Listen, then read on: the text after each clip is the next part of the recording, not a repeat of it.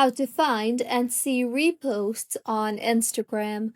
Hello everyone, I am Vishaka and welcome to our channel. Now let's get right into the tutorial. Firstly, go ahead and open the Instagram application on your device and make sure you are signed in. Now, tap on your profile icon on the bottom right of your screen and you will be led to your profile. Here, you will see the option for repost on top toolbar.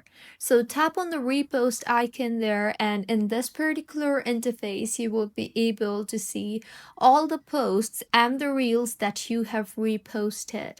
So this is how you can find and see reposts on Instagram. If you find this tutorial helpful, please like the video and do comment if you have any queries. Also, do subscribe to our channel for more helpful tutorials like this.